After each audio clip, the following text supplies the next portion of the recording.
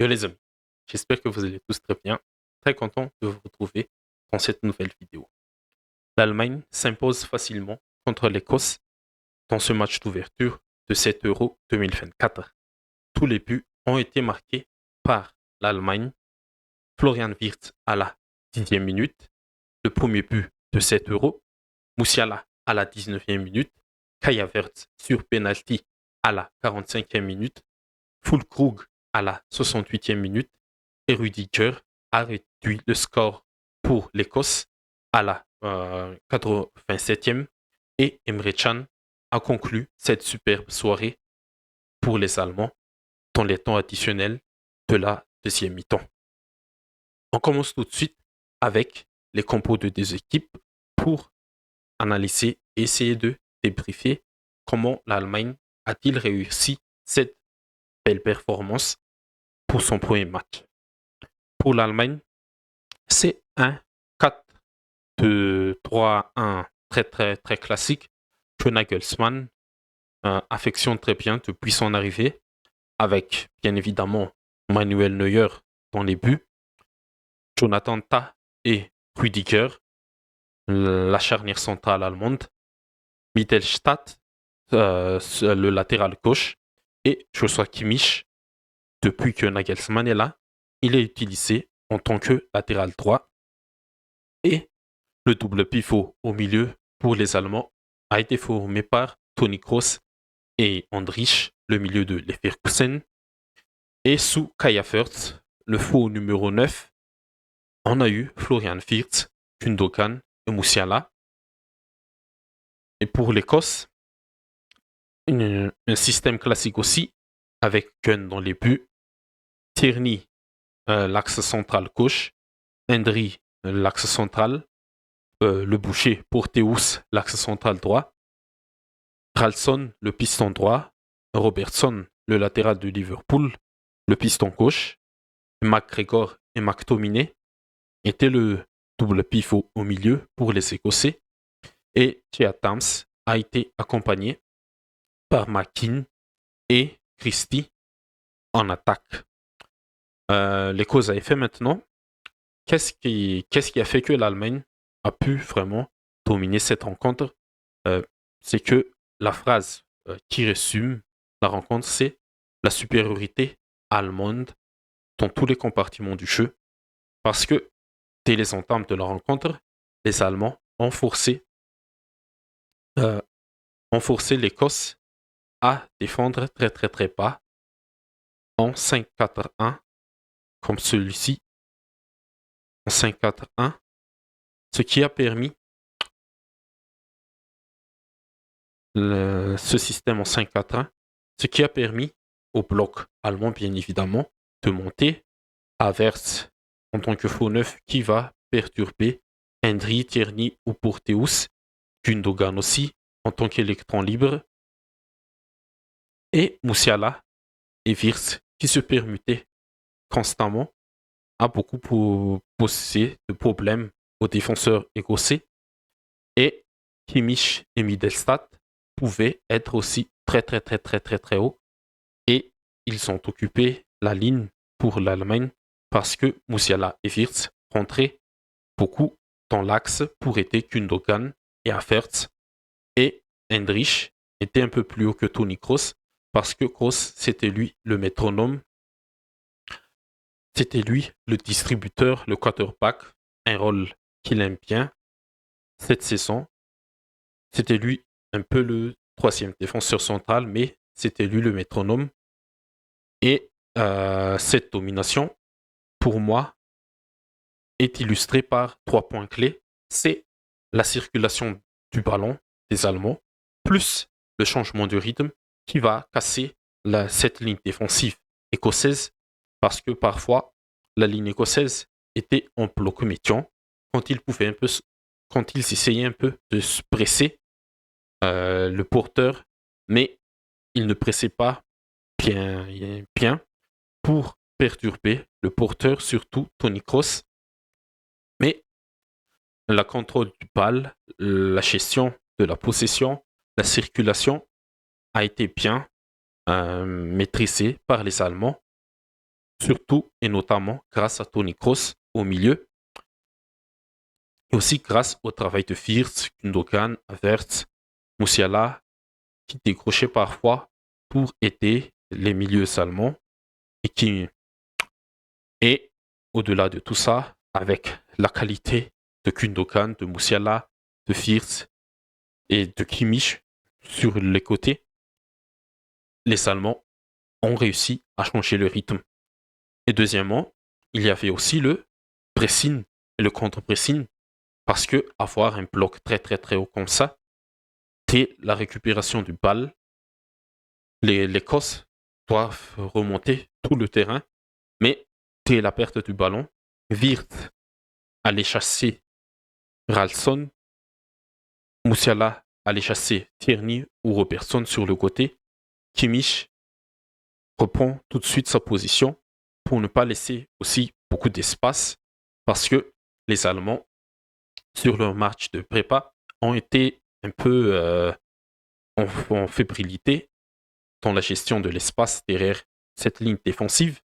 Mais face à cette Écosse un peu faible, la Mannschaft a su aussi gérer cet espace dans derrière sa ligne défensive.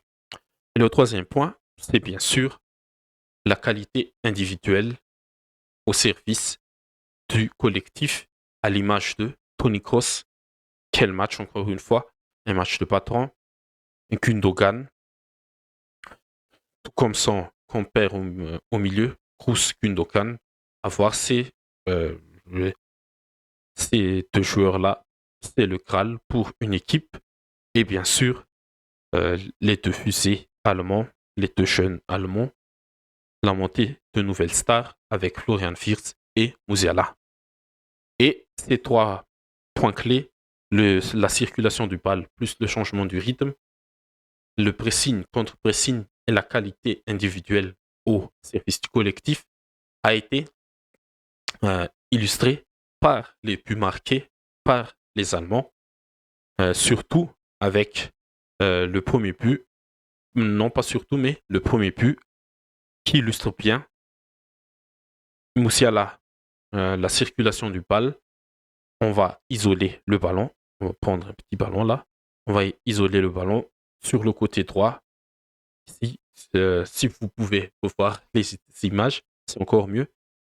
Ici, c'est juste des illustrations pour illustrer l'action du but, mais c'est une phase d'isolation sur le côté et le bloc le bloc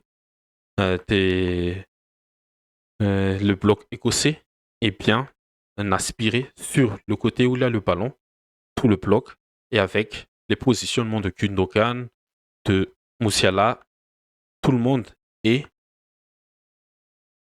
un peu aspiré. Et là, Kimmich a été laissé tout seul et Toni Kroos peut faire ce qu'il aime le plus, être le quarterback. Il a bien adressé la balle pour Kimmich et les appels de Musiala, Havertz, Gundogan dans la surface ont libéré Wirtz complètement seul à l'entrée de la surface. Kimmich a pu adresser un centre parfait pour Florian Wirtz pour ouvrir le premier but de cette rencontre, le premier but de 7 euros. Et pour le deuxième but, c'est Musiala. Cette fois-ci, ça partait du côté, de l'autre côté, le côté droit allemand. Et je pense que c'était pas Kroos cette fois, si je me souviens bien, mais c'était Jonathan Tah. Encore une phase d'isolation. On occupe tout le secteur du terrain, le couloir guardiolin, comme on aime le dire, les 5 couloirs guardioliens. Et Tah a pu remettre sur Mittelstadt. Si je... Ah non, non, le deuxième but, c'est... oui, le deuxième but, c'est une action de grande classe. Je me souviens. C'est Kroos, comme ça. Kroos, qui trouve qui a trouvé Gundogan dans cette bloc très très très bas et très dense au milieu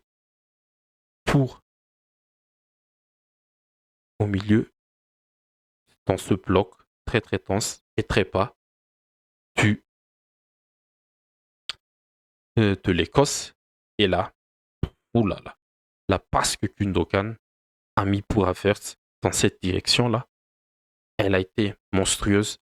Et Havertz, avec sa finesse, sa qualité technique, a pu remettre à Musiala. Sur cette action, Musiala était sur le côté A,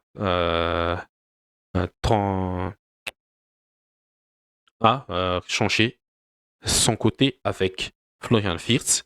Je pense que je pense que le but est vraiment magnifique pour Musiala, ce deuxième but.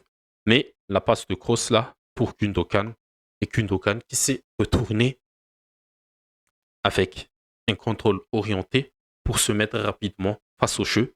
Et la passe qu'il a mis pour Havertz entre, je sais pas, il a fait 3 joueurs écossais, mais la ligne de passe qu'il a trouvée pour casser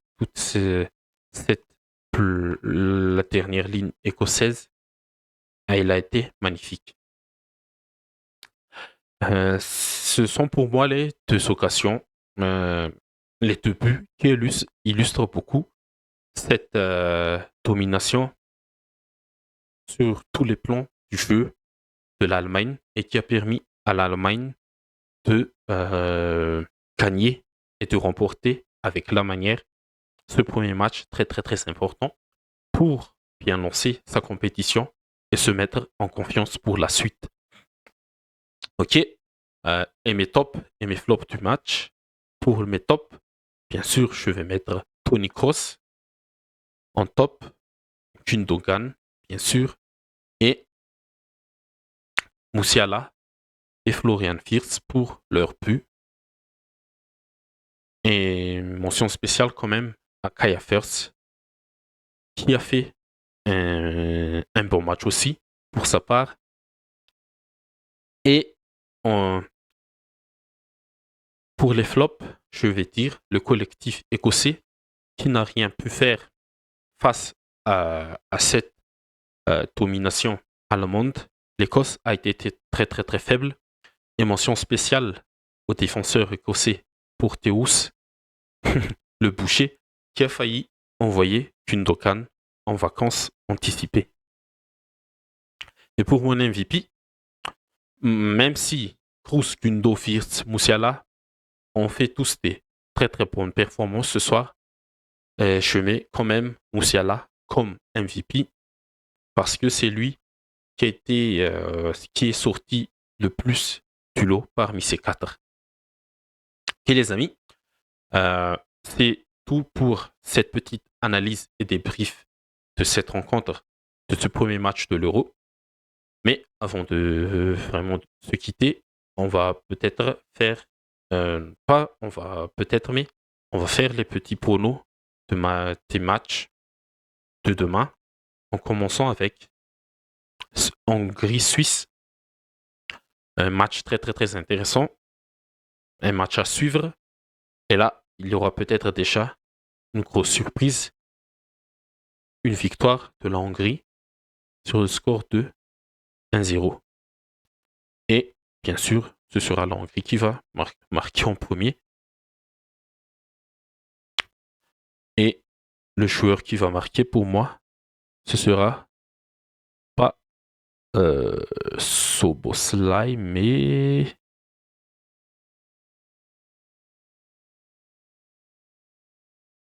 j'ai pas beaucoup de connaissances sur les Hongrois à part Szoboszlai, mais je pense que oui, il va marquer Szoboszlai.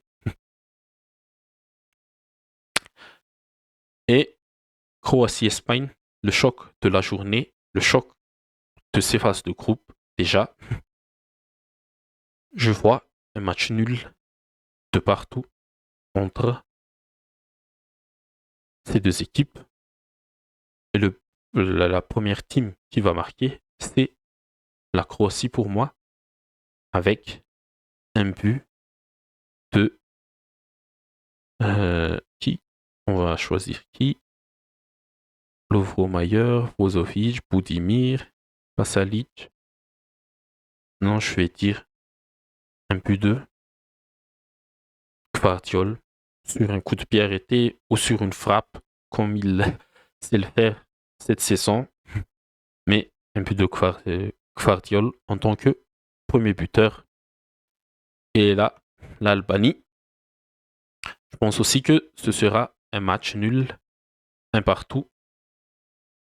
Mais c'est l'Italie qui va marquer en premier par l'intermédiaire de Scamacca. Et oui, c'est Scamacca qui va marquer. Mais je pense que l'Albanie va égaliser dans les derniers instants de cette rencontre. Ok les amis, c'est tout pour cette vidéo. Vidéo analyse des briefs, petite analyse et des briefs de cette Allemagne-Écosse et petit prono des rencontres de demain. Merci à vous tous d'avoir regardé la vidéo. Comme d'habitude, si vous l'avez aimé, n'hésitez pas à liker, commenter, à partager. Et surtout, n'hésitez pas à vous abonner pour ne pas rater les prochaines vidéos de 7 € 2024. Merci, à la prochaine.